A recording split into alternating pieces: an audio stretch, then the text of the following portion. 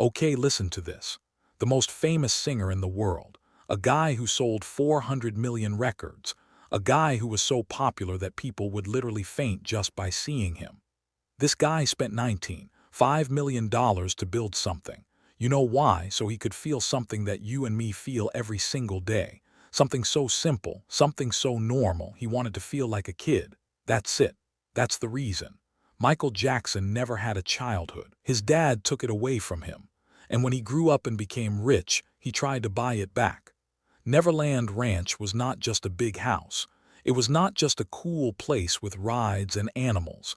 It was a broken man trying to fix himself. Today I'm going to tell you the real story, the sad story, the story that will change how you see Michael Jackson forever. This is about the saddest playground ever made. Let's go. But first I need you to do something. Go to the comments right now. Write your favorite childhood memory. It can be anything: playing with friends, birthday parties, going to the park, eating ice cream with your mom, anything. Write it down. Because after you watch this video, you will understand something. Michael Jackson would have given all his money, all his awards, all his fame, just to have one memory like yours. Just one. So drop that comment. I want to read it. And yo, if you're new here, subscribe right now. Hit the bell too. We make videos about legends. Real stories, deep stories, not the fake stuff you see everywhere. Subscribe, you don't want to miss what's coming. Now let's get into it. To understand Neverland, you need to understand Michael's childhood first. Let me take you back to Gary, Indiana. The year is 1963. Michael Jackson is just 5 years old. Imagine this, a super small house, 2 bedrooms, but guess what? 9 kids lived there. 9 kids, 2 parents, one tiny house. They were poor. The walls were old. The neighborhood was rough. Michael's dad, Joe Jackson, worked in a steel factory, but Joe had a dream. See, Joe wanted to be a musician when he was young. He played guitar in a small band, but life was hard for black men in America back then. He couldn't make it. He had to give up and get a regular job, but Joe never forgot that dream. He just put it on his kids instead. And this is where everything went wrong for Michael. Joe saw that his kids could sing, especially little Michael. This kid was different. He could sing like an angel. He could dance like nobody else. He could feel music in a way that was almost magical. So Joe made a decision. He was going to make his kids famous, no matter what. And no matter what meant some really dark stuff. Michael started performing at age 5. By age 6, he was the lead singer of the Jackson 5. That's his brother's group. Sounds cool, right? Being a star at 6. No, it was hell. Here's what really happened behind the scenes. Every single day, Joe made the kids rehearse. Not for 1 hour, not for 2 hours, for 6, 7, sometimes 8 hours straight. After school, rehearsal. Weekends, rehearsal. Summer vacation, more rehearsal. And if you made a mistake, if you missed a note, if you danced wrong, Joe would beat you. He kept a belt with him. He called it the switch. If Michael messed up, that belt came down hard. Michael later talked about this. He said, if you didn't do it right, he would tear you up, really get you. Imagine being 6 years old. You're so tired you want to throw up, but you can't stop, because if you stop, your dad will hit you. That was Michael's life. No birthday parties, no playing outside, no cartoons on Saturday morning, no hanging out with friends, just practice, perform, be perfect, or get beaten. While other kids in the neighborhood were playing baseball and riding bikes, Michael was working, like a grown-up. But he was just a little boy. By the time the Jackson 5 became famous, Michael was already broken inside. He was only 11. Here's the crazy thing about Michael's life. The more famous he got, the more lonely he felt. Think about it. By age 12, Michael was performing for thousands of people. He was on TV. He was meeting presidents. He was making millions of dollars, but he was also super alone.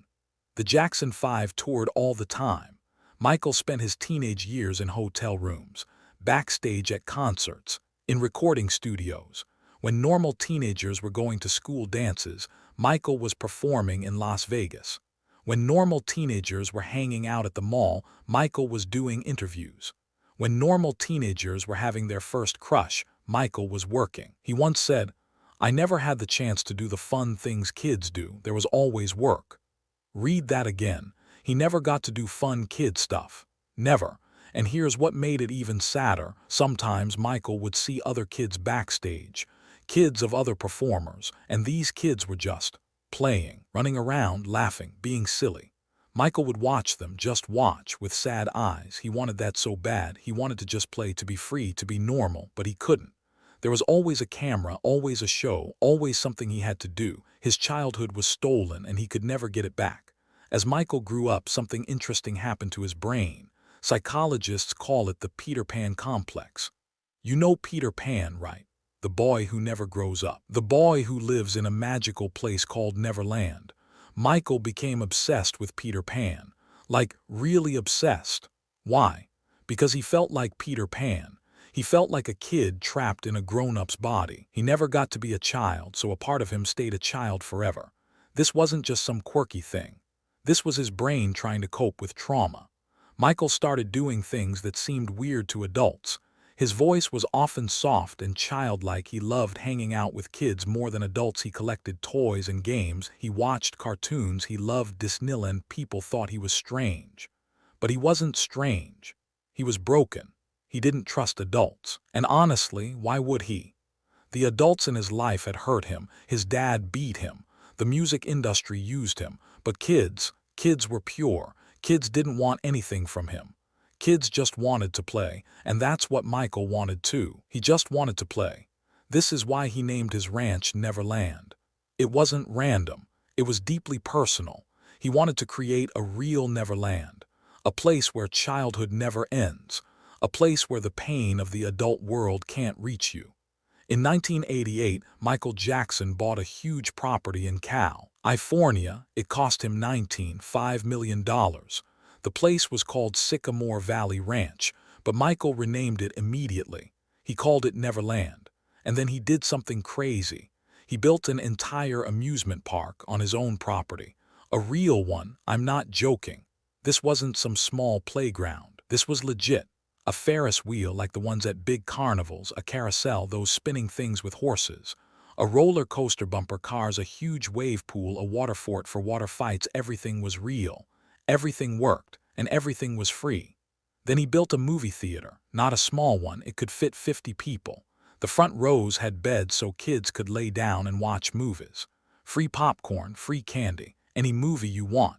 Then he built a zoo, a real zoo with elephants, giraffes, tigers, orangutans, flamingos, snakes, and so many more animals. Then he built a train. A real train that went around the whole property, like a mini Disneyland. He also built a game arcade with every video game ever, all free to play, beautiful gardens with flowers, everywhere a lake you could ride boats on, statues of children from around the world. The whole place was magical. Like a fairy tale came to life. How much did all this cost? About $35 million to build, and $3 million every year just keep it running. That's a lot of money, but Michael didn't care, because Neverland wasn't about showing off. It wasn't about being rich. It was about healing. Here's what most people don't understand. Neverland wasn't just for Michael. Actually, it was mostly for other kids.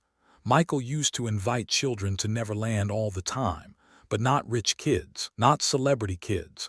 He invited poor kids who had never seen a theme park, kids from foster homes with no families, kids from rough neighborhoods, kids who were sick with cancer and other diseases, kids in wheelchairs, kids who were dying. These weren't photo opportunities. Michael didn't want cameras there. He didn't want attention. He just wanted these kids to have fun. Imagine this: you're a little kid. You have cancer. You've been in the hospital for months. You're tired. You're scared. Your parents are crying all the time, and then Michael Jackson invites you to Neverland. You get there and it's like a dream. There are animals, there are rides, there's candy everywhere. Everything is free. Everyone is nice. And then the most famous man in the world walks up to you. He smiles and he asks, "What ride do you want to go on first?" This happened hundreds of times. Thousands of kids got to experience this magic. For Michael, seeing these kids happy did something to his heart. He couldn't get his own childhood back, but he could give childhood to other kids, and watching them have fun, watching them laugh and smile, that healed him, a little bit at a time. He once said, "I find my happiness in making other children happy. Their joy is my joy." That's beautiful, And that's sad, because the only way Michael could feel childhood joy was through other people's children. Let's go back to Joe Jackson for a minute, because this is important. The abuse wasn't just physical, it wasn't just about the beatings. Joe Jackson also hurt Michael emotionally. Here's what really messed Michael up. Joe never told Michael he loved him, never, not once. Joe never said, "I'm proud of you." Never hugged him, never showed any warmth. Their whole relationship was like a business deal. Michael was the product, Joe was the manager. That's it. In 1993, Michael did a famous interview with Oprah, and he started crying. He said, "I love my father, but I don't know him." Think about how sad that is. He's a grown man, the biggest star ever, and he's crying because his dad never let him in. Michael also said something that explains a lot. He said that when he was young, he was so scared of his dad that he would literally throw up when Joe walked into the room. The sight of his own father made him physically sick. That's how traumatized he was, and there's more. Joe used to make fun of Michael's face. He called him Big Nose. He made Michael feel ugly. Is it surprising that Michael later got so much plastic surgery, that he was never happy with how he looked? No, it's not surprising. His own dad made him hate his face. All of Michael's problems, his insecurity, his need for love, his fear of adults, it all came from Joe. And Neverland. Neverland was Michael trying to be a different kind of adult. A good one. A kind one. He wanted to show kids the love he never got. Every kid who came to Neverland felt what Michael wished he could have felt: pure love with no judgment, fun with no punishment, freedom with no fear. But here's the thing about Neverland that nobody talks about. It was also the loneliest place on earth. Think about it. Michael lived there, but who else was there? Employees, workers, security guards, people who were paid to be there. Kids would visit, sure, but then they would leave. They would go back to their families, their normal lives, their normal childhoods, and Michael would be left alone. There are stories about Michael riding the train at 2 a.m., alone, in the dark. He would sit on the carousel by himself, just thinking. He would walk through the zoo at night talking to his animals, because they were the only company he had. The rides would run, the lights would shine, but nobody was laughing. Nobody was playing, just a lonely man walking through his empty fantasy world. Elizabeth Taylor was one of Michael's best friends. She was also a child star who never had a real childhood. She understood him. They would sit together at Neverland and talk about their stolen childhoods. Two of the most famous people in the world, bonding over shared pain. But even Elizabeth couldn't be there all the time. And when she left, the silence came back. Michael Jackson wanted a real family more than anything, not the family he grew up in. That family was broken. He wanted to create a NEW family, a healthy one, a loving one.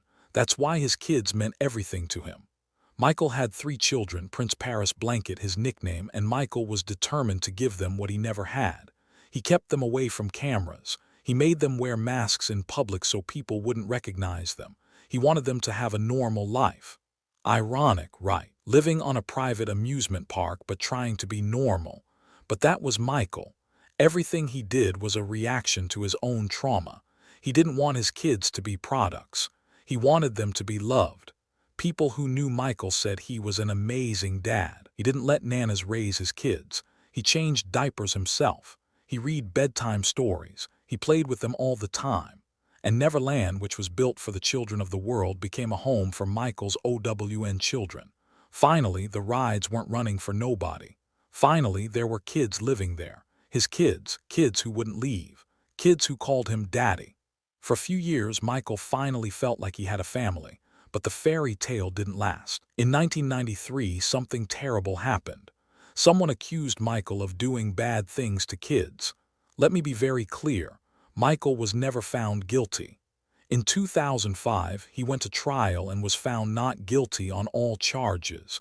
But the damage was done. The media destroyed Neverland's image. They said it was a creepy place, a trap for kids. They twisted everything. Police came to Neverland. They searched everywhere. They went through Michael's personal stuff, his bedroom, his closets, everything. Michael felt violated. His safe place wasn't safe anymore. After the trial in 2005, Michael said, "They violated my home. They destroyed my sanctuary." He could never go back. Michael Jackson never lived at Neverland again. He left and never returned. The rides stopped. The animals were sent away. The gardens died. The fountains went quiet. The magic was gone. The man who built Neverland to escape pain was now running away from Neverland because of new pain. Now that we've told the whole story, let's talk about what Neverland really was.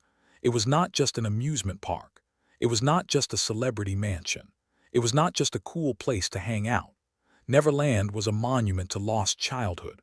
Michael Jackson spent $35 million building a childhood for himself because he couldn't have won when he was actually a child. His real childhood was too expensive, not in money and pain. He paid for his childhood with beatings, with fear, with loneliness, with lost innocence. Neverland was his attempt to get a refund. And you know what? In some ways it worked. For almost 20 years, Neverland brought happiness to thousands of kids. Kids who were sick, kids who were poor, kids who needed magic in their lives. Every one of those kids experienced what Michael wished he could have experienced. And by giving them that gift, Michael felt a little bit of healing. But Neverland couldn't fix everything. It couldn't undo the abuse. It couldn't make Joe love him. It couldn't rebuild his broken heart. It couldn't give him back the childhood that was stolen. In the end, Neverland was a beautiful bandage on a wound that never really healed. Michael Jackson died on June 25, 2009. He was 50 years old. He was getting ready for a big comeback tour called This Is It. He never got to do that tour, and he never went back to Neverland. After he died, his family changed the name back to Sycamore Valley Ranch. They retired the Neverland name. In 2020, the property was sold for $22 million. That's less than Michael paid for it originally. Way less than the $100 million they first asked for. The rides are gone now. The animals are gone. The magic has been taken apart, but the memory lives on. And the lesson lives on too. Michael Jackson taught us something important.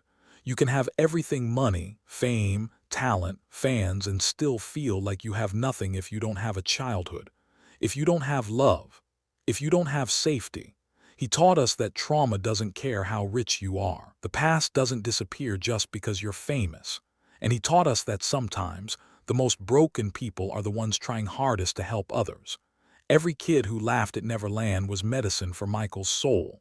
Every smile was healing. Every moment of joy was payment for the joy he never received. So why did Michael Jackson build Neverland? Simple. He built it because he never got to go to theme parks as a kid. He built it because he never got to play without being scared. He built it because his dad never said, "I love you." He built it because his childhood was stolen, and he spent his whole adult life trying to buy it back. He built it because he was Peter Pan not by choice, but because trauma froze him in time. He built it because giving joy to kids was the only way he could feel what he missed. Neverland wasn't just a ranch. It was a prayer. It was a hope. It was a cry for help hidden inside a fantasy world. And now you understand. If this video hit you in the heart, share it. Share it with someone who loves Michael Jackson. Share it with someone who needs to see the real story. Comment below. Tell me what you think. Do you see Michael differently now? Subscribe if you haven't. Turn on the bell. And remember this: be kind to the kids in your life. You never know what memories you're creating. You never know what pain you might be stopping. Give them the childhood they deserve. Give them what Michael Jackson never had: peace.